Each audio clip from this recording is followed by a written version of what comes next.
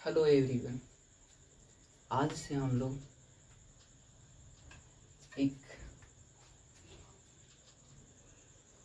नई शुरुआत करने वाले हैं, जिसमें होगा क्या कि हम लोग क्लास 10th का सभी सब्जेक्ट का इम्पोर्टेंट क्वेश्चन, जिस भी लेसन का जो इम्पोर्टेंट क्वेश्चन होगा उसको हम लोग देखेंगे। जिसमें से ऑब्जेक्टिव का तो शुरुआत हो चुका है, जो मैथ का लेसन 1 का कंप्लीट भी कर चुके हैं, और फिर बाकी सब्जेक्ट का भी देखेंगे। तो आज से हम लोग क्लास 10th का मैथ सब्जेक्ट का ही लेसन 1 का कुछ इम्पॉर्टेंट क्वेश्चन देखेंगे, और बाकी सब्जेक्ट का भी उसका भी हम लोग देखेंगे। पहले देखते हैं लेसन 1 का मैथ्स का। तो जैसे लेसन 1 जो है, लेसन 1 मैथ्स में उसका नाम क्या है, तो रियल नंबर।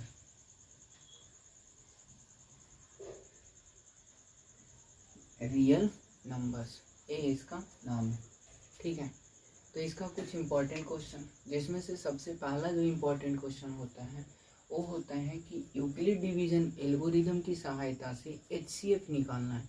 कोई दो नंबर दिया हुआ रहेगा, उसकी सहायता से HCF निकालना है।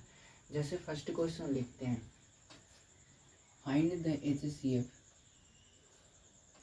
Find the HCF by Euclid division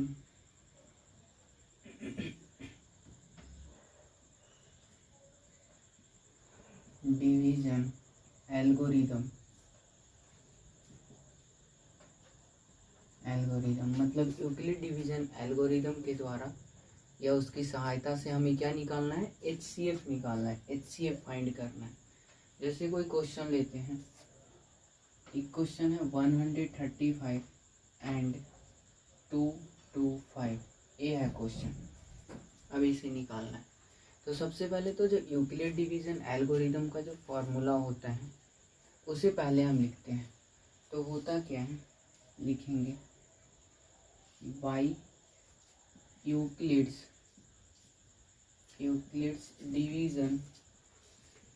division algorithm. इसमें क्या होता है, तो A is equal to BQ plus R, A is equal to BQ plus R होता है। जहाँ पे R का वैल्यू क्या होता है, जहाँ पे R का वैल्यू, तो R का वैल्यू 0 से या तो बड़ा होगा या तो इक्वल होता है। R का वैल्यू 0 से या तो बड़ा होगा या तो इक्वल होता है। और B का वैल्यू जो होता है वो हमेशा R से बड़ा होता है। मतलब कि R जो होगा B से छोटा होगा, और R का वैल्यू 0 से बड़ा या 0 के इक्वल होता है। ये होता है। ये डिवाइड में भी हम लोग देखते हैं, जब डिवाइड करते हैं तो रिमाइंडर जो होता है वो या तो 0 होगा, नहीं तो 0 से बड़ा होता है रिमाइंडर, वो यहाँ पे बोल दिया। और इसको हम B बोलते हैं, इसको A बोलते हैं, इसको B बोलते हैं। तो इसका जो वैल्यू होता है, B का वैल्यू R से हमेशा बड़ा होता है, R से बड़ा। वही चीज़ ना यहाँ पे भी होता है, यहाँ पे। अभी इसमें क्या दे रखा है, तो 135 एंड 225। इसमें से जो बड़ा वैल्यू होगा उसे हम A बोलेंगे, और जो छोटा वैल्यू होगा उसे हम B बोलेंगे।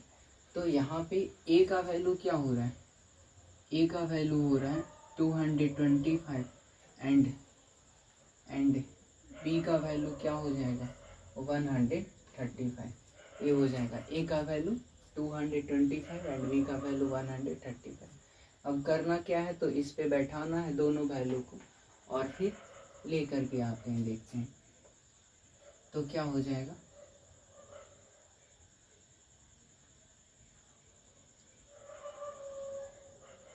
A के प्लेस पे कितना, 225 इज इक्वल टू B के प्लेस पे 135 इंटू, अब कितना से मल्टीप्लाई करें, तो 135 को 1 से मल्टीप्लाई करेंगे तो कितना बच जाएगा, 90। रिमाइंडर कितना बचेगा, 90। ये फर्स्ट प्रोसेस हो गया, फर्स्ट।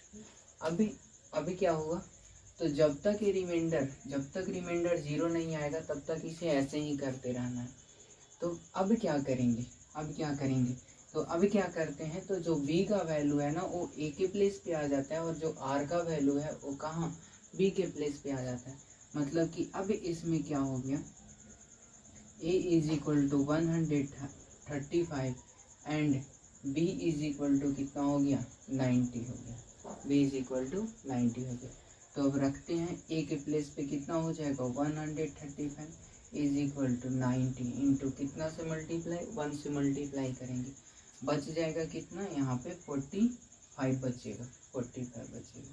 अब फिर वही करेंगे तो अब a का वैल्यू क्या हो जाएगा, a का वैल्यू हो जाएगा 90 एंड b का वैल्यू क्या हो जाएगा 45 हो जाएगा।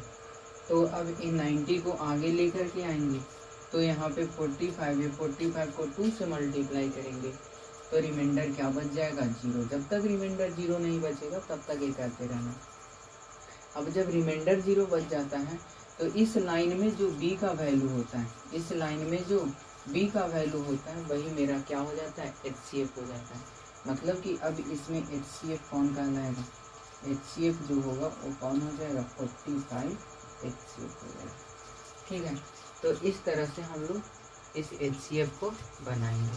जब भी बोले यूक्लिड डिवीजन एल्गोरिदम की सहायता से बनाना है तो हम लोग इस प्रोसेस से इसको बनाएंगे, ना कि हम लोग डिवाइड करके जो एक डिवीजन का प्रोसेस होता है इससे बनाएंगे, गलत हो जाएगा क्योंकि ये डिवीजन मेथड होता है और एक algorithm Euclid's division algorithm method है। ठीक है, तो इस तरह से हम लोग बनाएंगे। नेक्स्ट एक आध क्वेश्चन और देख लेते हैं हम लोग इसका। नेक्स्ट क्वेश्चन है 867 इंटू 25 एंड 255 ए है यहाँ पे। फिर वही करेंगे by Euclid's division algorithm, by Euclid's division algorithm. अब इसमें होगा क्या, जो फॉर्मूला होता है वो लिखते हैं, a is equal to b q plus r, जहाँ पे क्या हो जाएगा r का वैल्यू 0 से बड़ा या 0 के इक्वल होगा और b का वैल्यू हमेशा r से बड़ा होता है। ठीक, ये हो गया। अब क्या करेंगे, तो अब यहाँ से a का वैल्यू जो है ना वो 867, क्योंकि a का वैल्यू बड़ा होता है और 867 बड़ा है, एंड b का वैल्यू कितना हो जाएगा 255 हो जाएगा। रखते हैं यहाँ पे a के प्लेस पे 867 हो जाएगा, b के प्लेस पे 255, कितना से मल्टीप्लाई करेंगे, कितना से 2 से मल्टीप्लाई करेंगे इसे 2 से, तो कितना आ जाएगा 255 को 2 से मल्टीप्लाई करेंगे तो 510 आ जाएगा। और 867 है यहाँ पे तो माइनस करेंगे, 2 से करेंगे तो आ जाएगा नहीं, 3 से कर लेंगे तो होगा 3 से 3 5 जा 15 होता है, 1 बचेगा, 3 5 जा 15 और 1 16, 3 2 जा 6 और 1 कितना हो जाएगा 765। फिर माइनस करेंगे 867, कितना बच जाएगा 102 बच जाएगा, 102 बचेगा। अब क्या करें, तो अब यहाँ से a का वैल्यू क्या हो जाएगा 255 एंड b का वैल्यू क्या हो जाएगा, b का वैल्यू 102 हो जाएगा। तो अब इसको 255 को आगे में लेकर आते हैं और 102 यहाँ पे हो जाएगा। अब इसको कितना से मल्टीप्लाई करेंगे, इसको 2 से मल्टीप्लाई करेंगे तो कितना हो जाएगा 204 हो जाएगा। 204 यहाँ कितना है 255, मतलब यहाँ कितना बच जाएगा 51 बचेगा, यही बचेगा ना, ये बच जाएगा। अब a का वैल्यू कितना हो गया 102 हो गया एंड b का वैल्यू कितना हो गया, b का वैल्यू हो गया 51।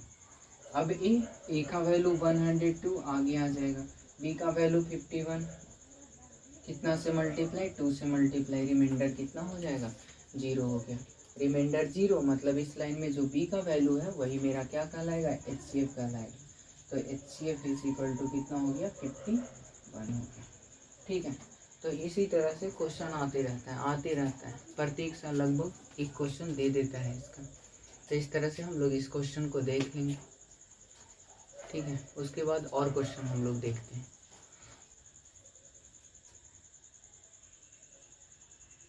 यहाँ पे ए छूट गया, ए छूट गया क्या कि यहाँ पे कितना होगा 3 होगा ना, 3 होगा, ए 3, ठीक है। अब नेक्स्ट क्वेश्चन देखते हैं। नेक्स्ट क्वेश्चन में क्या बोल रहा है कि so that any positive integer is of the form 3q और 3q प्लस 1 और 3q plus 2 where q is some integer. दिखाने के लिए बोल रहा है कि कोई भी पॉजिटिव इंटीजर जो होता है वो 3q प्लस 1 या 3q प्लस 2 के रूप में होता है, जहाँ पे q कोई इंटीजर होगा, जहाँ पे q कोई इंटीजर होगा या कुछ इंटीजर होता है, ऐसा करके। तो इसे भी ना हम लोग यूक्लिड डिवीजन का जो फॉर्मूला होता है AQ plus A is equal to BQ plus R जो आता है, उसी से हम लोग इसको भी बनाएंगे। तो करना क्या होता है, तो यहाँ पे सबसे पहले तो वही बाय यूक्लिड्स डिवीजन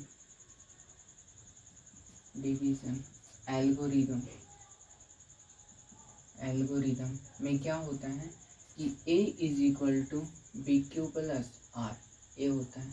अब इसमें क्या होगा, तो R का वैल्यू 0 से बड़ा या इक्वल होता है और R का वैल्यू B से क्या होता है, हमेशा छोटा होता है, ठीक है, इस तरह से। अब वहाँ दिया हुआ क्या है 3q प्लस 1 और 3q प्लस 2, कोई भी इंटीजर। तो वहाँ जो 3 दिया हुआ है ना, बार बार 3, उस 3 को हम b का वैल्यू मानते हैं, उस 3 को क्या मानते हैं, b का वैल्यू मानते हैं, ठीक। b इज इक्वल टू कितना हो जाएगा 3 हो जाएगा। जब b का वैल्यू 3 हो गया, b का वैल्यू 3 हो गया, तो r का वैल्यू हमेशा 3 से छोटा, r का वैल्यू हमेशा 3 से छोटा, b का वैल्यू 3 हो गया, तो फिर क्या हो जाएगा, r का वैल्यू जो हो जाएगा वो या तो 2 होगा या तो 1 होगा या कितना होगा 0 होगा ना, क्योंकि r का वैल्यू हमेशा इससे क्या होता है छोटा, और छोटा भी कहाँ तक, तो 0 तक, 0 से भी छोटा नहीं हो सकता। तो r का वैल्यू 0 हो गया, 1 हो गया और क्या हो गया 2 हो गया, ठीक। तो अब करना क्या है, तो अब बारी बारी से r का वैल्यू लेना है और इस पे पुट करते जाना है, और वहां से फिर अपने आप आते जाएगा। If r is equal to 0, यदि हम r का वैल्यू क्या लेते हैं 0 लेते हैं, तो फिर फॉर्मूला क्या है a is equal to BQ plus R, मतलब कि a इज इक्वल टू क्या हो जाएगा, b के प्लेस पे 3 बोल दिए, q के प्लेस पे q रहने देंगे, और r के प्लेस पे क्या हो जाएगा 0 हो जाएगा, मतलब कि a क्या हो गया, a is equal to 3q हो गया, ठीक। मतलब कि कोई एक इंटीजर जो किस रूप में है 3q के रूप में है। Next r is equal to कितना लेंगे 1 लेंगे, जब r इज इक्वल टू 1 लेंगे तो a इज इक्वल टू क्या हो जाएगा 3q, r के प्लेस पे कितना 1 होगा, r के प्लेस पे 1 होगा। नेक्स्ट जब r का वैल्यू हम कितना लेंगे 2, क्योंकि r का वैल्यू उसके बाद 2 है, तो r का वैल्यू यदि हम 2 पुट करते हैं तो क्या हो जाएगा a is equal to 3q plus 2 हो गया ना। तो इस तरह से हम लोग क्या देखें कि कोई एक इंटीजर, जैसे a एक इंटीजर है, अब ये इंटीजर जो है ना वो 3q के रूप में आ रहा है, a जो है वो किसके रूप में 3q प्लस 1 के रूप में, a जो है वो किस रूप में 3q प्लस 2 के रूप में आ रहा है। तो यही तो पूछ रहा था कि कोई भी पॉजिटिव इंटीजर किस रूप में होता है 3q प्लस 1 और 3q प्लस 2 के रूप में होता है। तो इस तरह से हम लोग r का वैल्यू, b का वैल्यू तो वहीं से ले लिए, r का वैल्यू b की सहायता से निकाल लिए, और यहाँ से r का वैल्यू पुट करते गए और वहाँ से सब कुछ आते गया। तो फिर अब यहाँ पे हम बोल सकते हैं कि कोई भी पॉजिटिव इंटीजर इस रूप में होता है। हेंस एनी पॉजिटिव इंटीजर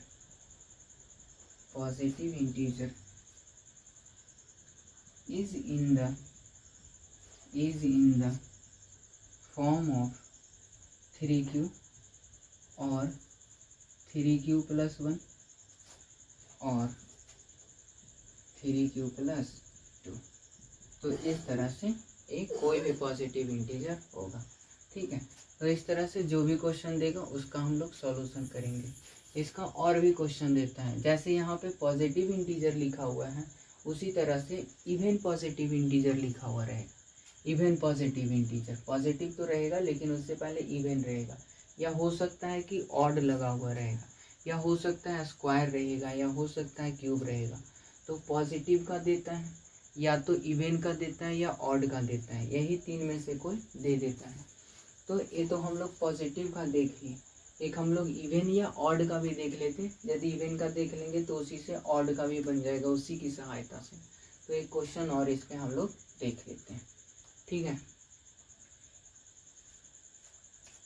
तो अब देखते हैं हम लोग नेक्स्ट क्वेश्चन, मतलब उसी पे बेस्ड है। क्या बोल रहा है कि so that any positive even integer, मतलब पॉजिटिव होगा लेकिन कैसा इंटीजर होना चाहिए, इवन इंटीजर होना चाहिए, जो किस रूप में होगा, 3q या 3q + 1। अभी जो हम लोग देखे थे एनी पॉजिटिव इंटीजर, उसमें क्या था, 3q + 1 था और 3q + 2 था। लेकिन अब क्या है, 3q है और 3q + 2 है।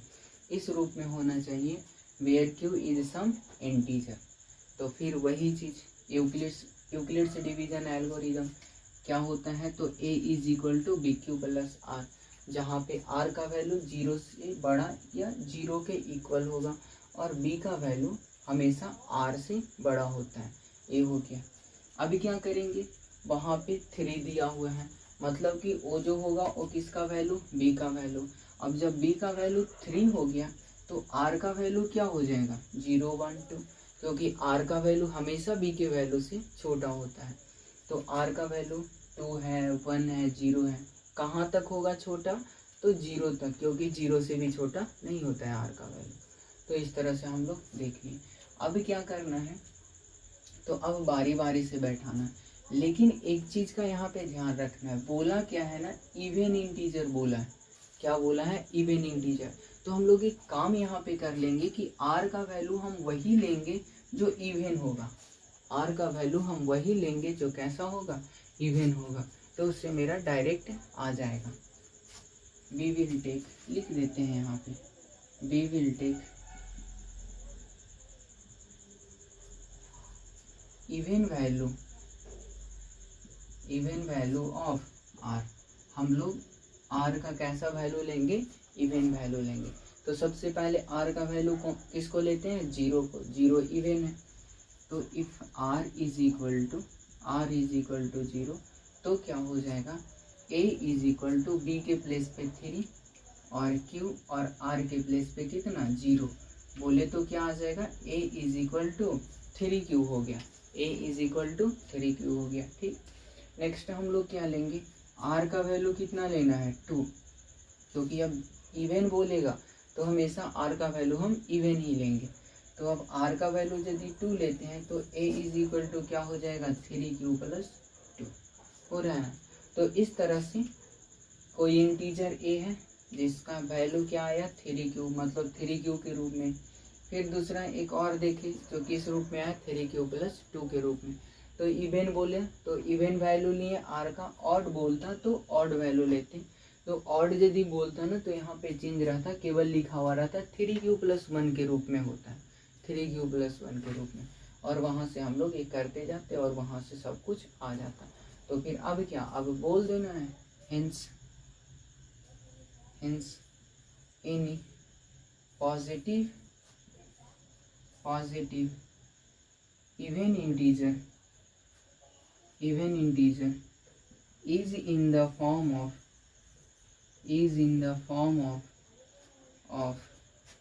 3q और 3q + 2।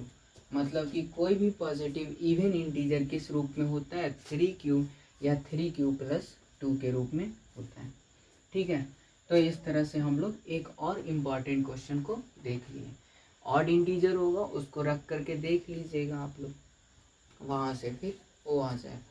ठीक ना, तो यही तीन में से कोई एक पूछते रहता है और इसी तरह से वो बनेगा। ओके, नेक्स्ट और क्वेश्चन हम लोग देखते हैं। अभी अगला क्वेश्चन क्या होता है, जो ना बहुत ही आसान क्वेश्चन है और इसे ना छोटे से क्लास में मतलब करते आ रहे हैं, छोटे से क्लास से ही करते आ रहे हैं। क्वेश्चन क्या है, तो find the HCF and LCM by prime factorisation method. HCF निकालना है, LCM निकालना है, लेकिन कौन सा मेथड से, तो प्राइम फैक्टराइजेशन मेथड से। LCM HCF हम लोग बहुत ही छोटा में सीखे हैं, बहुत ही छोटा में, मतलब कि UKG 1 ये सब क्लास में। प्राइम फैक्टराइजेशन मेथड ए कौन से क्लास 4-5 क्लास से शुरू हो जाता है, इस क्लास से शुरू हो जाता होगा। तो इस मेथड से हमें LCM और HCF पूछते रहता है कभी कभी, तो देख लेते हैं कैसे निकलता है। दो नंबर का क्वेश्चन दिया, 2 नंबर दिया हुआ रहता है, 2 नंबर उसका तो आसानी से निकल जाता है, लेकिन यदि 3 नंबर दिया हुआ रहता है ना, तो वहाँ पे LCM में दिक्कत हो जाता है कभी कभी। LCM कैसे होगा वो देखेंगे हम लोग। तो अभी 2 नंबर का देखते हैं क्वेश्चन, जैसे एक 12 लिखा हुआ है और एक यहाँ पे 18 लिखा हुआ है। यदि इसका LCM और HCF प्राइम फैक्टराइजेशन मेथड से निकालते हैं, तो सबसे पहले दोनों का प्राइम फैक्टर निकालना है 12 का। तो 12 का क्या होगा, 2 6 जा 12, 2 3 जा और 3 1 जा, ये भी कर देते हैं, ठीक। 18 का क्या हो जाएगा, तो 18 का हो जाएगा 2 9 जा 18, 3 3 जा 9 और 3 1 जा 3, ये हो गया। मतलब 12 का क्या हुआ, 12 का, तो 12 का 2 इंटू 3 इंटू 1 और 18 का हो गया 2 इंटू 3 इंटू 3 इंटू 1। इस तरह से ऐसे करके अभी क्या करेंगे, तो जो यहाँ पे मिल रहा है उसे कॉमन करते जाते हैं, कॉमन करते जाते हैं, कॉमन करते जाते हैं, ए मिला, ठीक ना, तो ए हो गया। अब जो दोनों में कॉमन होता है उसका यदि मल्टीप्लाई करते हैं तो वो HCF कहलाता है। HCF मतलब 2 इंटू 3 इंटू 1, ये क्या हो जाएगा, HCF हो जाएगा, HCF। अब यदि हमें LCM निकालना है तो क्या करते हैं, जो कॉमन करने पे आया उसे तो हम लिखेंगे ही, और जो बाकी बच गया उसे भी हम लोग यहाँ पे लिख देते हैं। तो 2 और क्या बच रहा है, 3 बच रहा है, 2 और 3। अब ये सबको मल्टीप्लाई करेंगे तो इसको किए तो 6 और यहाँ भी 6, कितना हो जाएगा 36। तो ये कौन सा मेथड होता है, प्राइम फैक्टराइजेशन मेथड, जिससे हम लोग क्या निकाले, HCF और LCM निकाले। यही यदि 2 नंबर के जगह पे 3 नंबर होता, 3 नंबर होता तो क्या करते हैं, जैसे 12 है, 72 है और 108 है, इस तरह से 12 72 और 108। अब 12 का तो 2 6 जा 12, 2 3 जा 6 और 3 1 जा 3। 72 का क्या करेंगे, 2 से हो जाएगा 36, 2 से हो जाएगा 18, 2 से होगा 9, 3 से कटेगा 3 टाइम्स और 3 1 जा 3। 108 का तो 2 से 54, 2 से 27, 3 से 9, 3 से 3, 3 से 1, यही ना हुआ। इस तरह से ऐसे करके हो गया। अब क्या करते हैं, तो 12 का सभी लिखते हैं, तो 2 इंटू 2 इंटू 3 इंटू 1। 72 का क्या हो जाएगा, 2 into 2 into 2 into 3 into 3 into 1। उसके बाद 108 का 2 into 2 into 3 into 3 into 3 into 1, ये हो गया, ठीक। अब यहाँ पे करेंगे कॉमन, जो तीनों में मिलता है उसे पहले करना है कलेक्ट। ए मिल गया, और कौन मिल रहा है, और ए मिल रहा है, और कौन मिल रहा है, ए 1 मिल रहा है, और कोई मिल रहा है, और कोई नहीं, तीनों में मिल रहा है। तो जो तीनों में मिलेगा वो क्या कहलाएगा, HCF, मतलब 2 इंटू 2 इंटू 3 इंटू 1, 2 2 जा 4, 4 3 जा 12, 12 जो हो गया वो इसका क्या हो गया, HCF हो गया। अब निकालना क्या है, LCM। क्या निकालना है, LCM। तो जो कॉमन होगा उसे तो हम लिखेंगे ही, 2 इंटू 2 इंटू 3 इंटू 1, ठीक है। बाकी क्या बोले कि जो बचेगा उसे भी लिख लेना, लेकिन अब यहाँ पे ना गलती हो जाएगा, क्या होगा, ए 2 को तो लिखेंगे, ए ठीक है।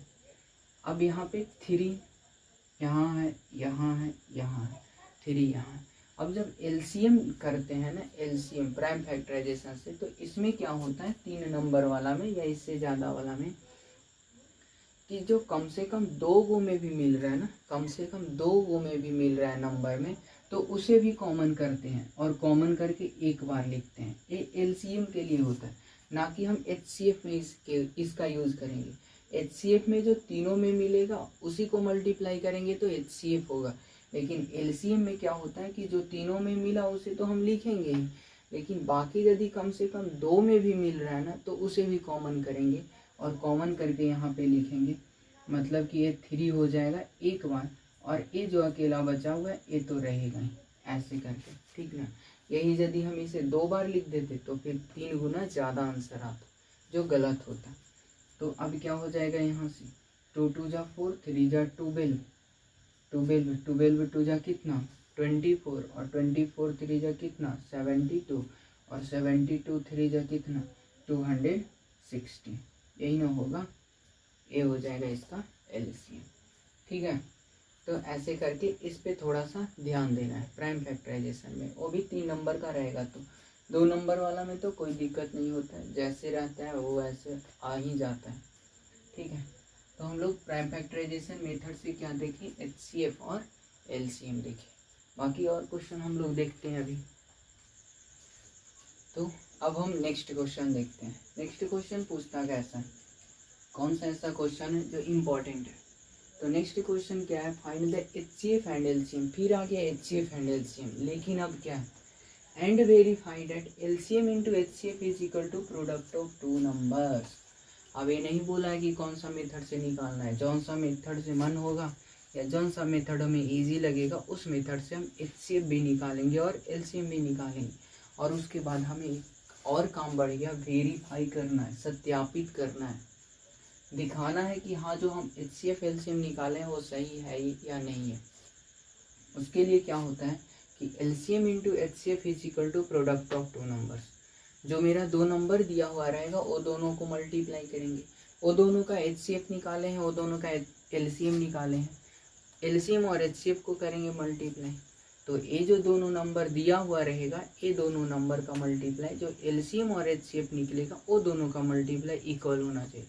यदि इक्वल हो रहा है तब तो बहुत अच्छा, तब तो मेरा बनाया हुआ भी ठीक है एलसीएम और एचसीएफ। और यदि नहीं हो रहा है इक्वल, मतलब कि कहीं ना कहीं तो गलती हुआ है, या तो यहाँ कुछ करने में गलती हुआ होगा, और नहीं तो जो हम एलसीएम और एचसीएफ निकाले हैं उसमें कहीं गलती हुआ होगा, ठीक है। तो हम लोग क्वेश्चन लेते हैं और उसके बाद बनाने का कोशिश करते हैं। तो फर्स्ट क्वेश्चन, जैसे एक 12 है और एक क्या है 18, 12 और 18 2 नंबर हो गया। पहले तो ये दोनों नंबर का क्या निकालना है, एचसीएफ एंड एलसीएम निकालना है। तो कौन सा मेथड से, प्राइम फैक्टराइजेशन अभी सीखे हैं उसी से निकाल देते हैं, by prime factorisation method, by prime factorisation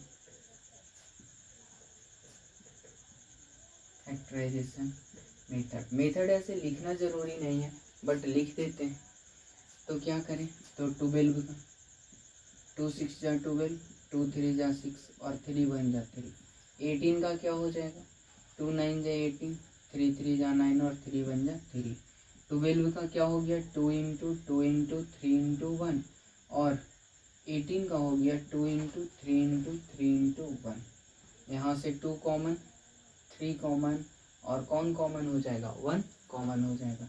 अब क्या करेंगे, तो एचसीएफ क्या हो जाएगा इसका, 2 इंटू 3 इंटू 1 बोले तो 6, और एलसीएम क्या हो जाएगा 2 इंटू 3 इंटू 1, इतना तो होगा ही, साथ ही साथ अभी जो बचा हुआ है तो कितना हो गया 36।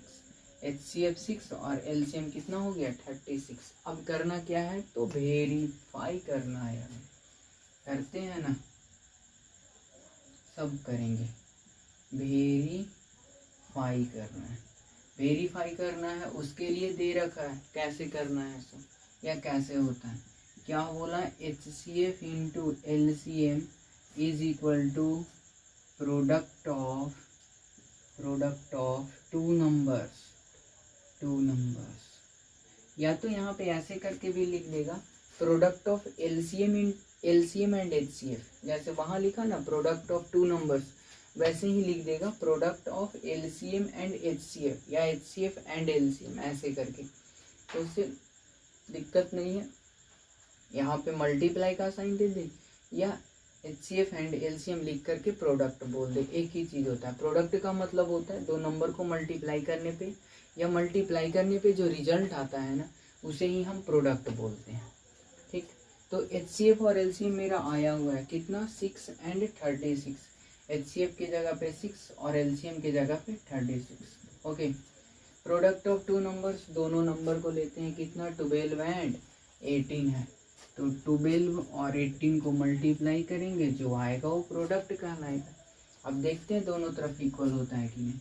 तो 6 और 36 कितना हो जाएगा, 216 हो जाएगा। इधर भी कितना हो जाएगा, 216 हो जाएगा। LCM और LHS और RHS क्या हो गया, इक्वल हो गया। Hence LHS is equal to RHS, मतलब LHS और RHS क्या हो गया, इक्वल हो गया। बस यही तो दिखाना था। यदि इक्वल हो गया तब तो बहुत अच्छा, इधर भी मेरा बना हुआ ठीक है और इधर तो ठीक ही है, ठीक ना।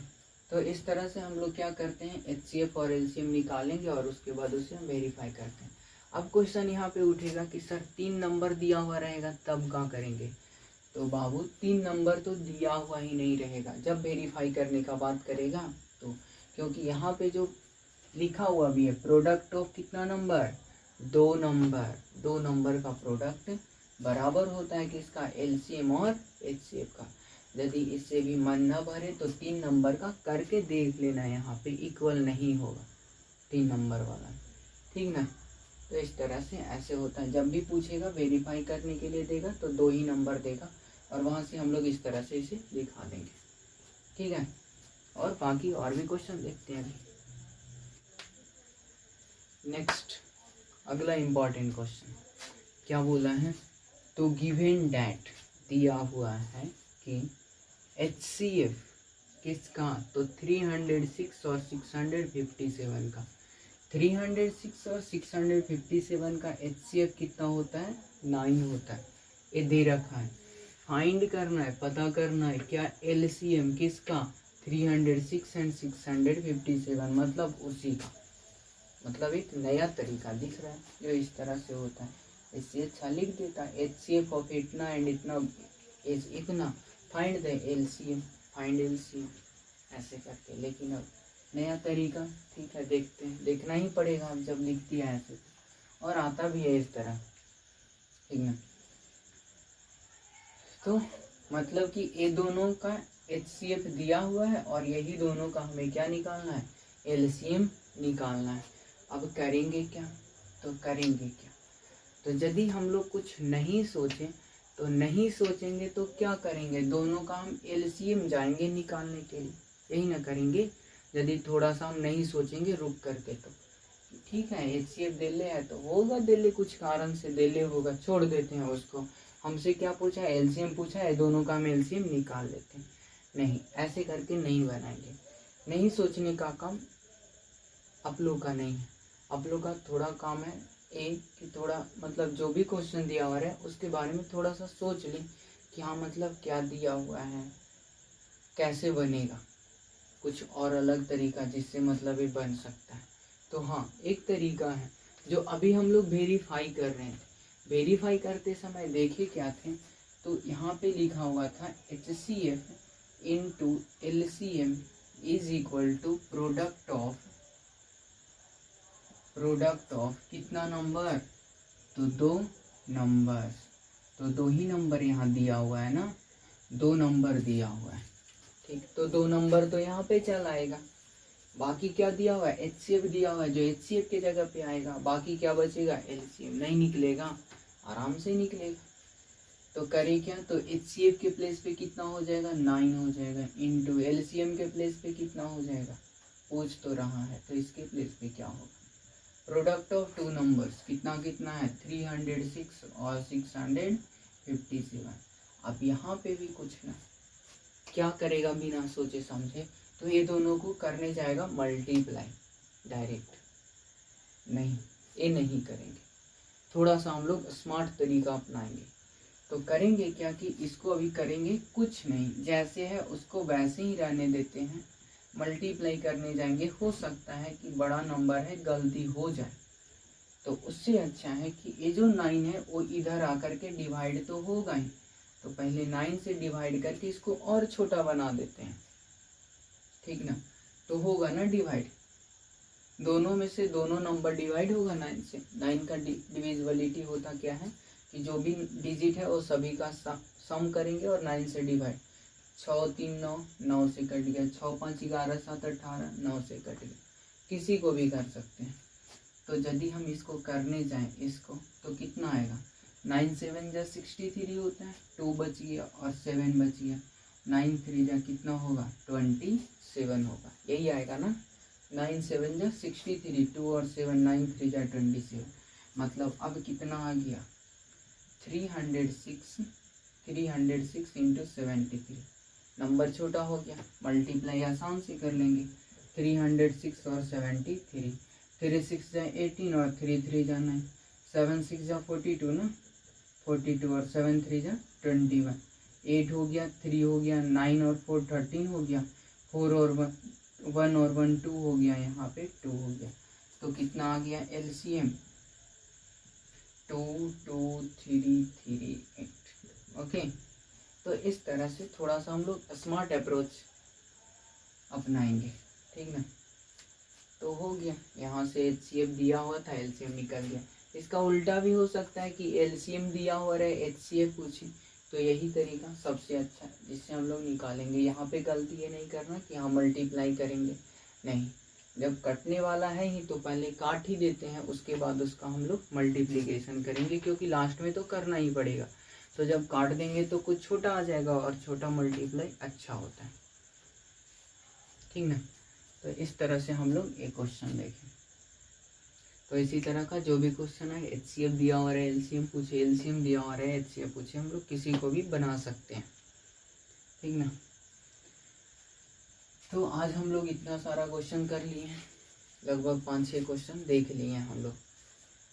तो बाकी का जो भी और क्वेश्चन बचा हुआ है, अभी और क्वेश्चन है लेसन 1 में, अभी तो रेशनल नंबर इरेशनल नंबर को प्रूफ नहीं किए हैं ये सब, फिर टर्मिनेटिंग नॉन टर्मिनेटिंग है और है कुछ देखते हैं, तो वो सब हम लोग नेक्स्ट वीडियो में देखेंगे।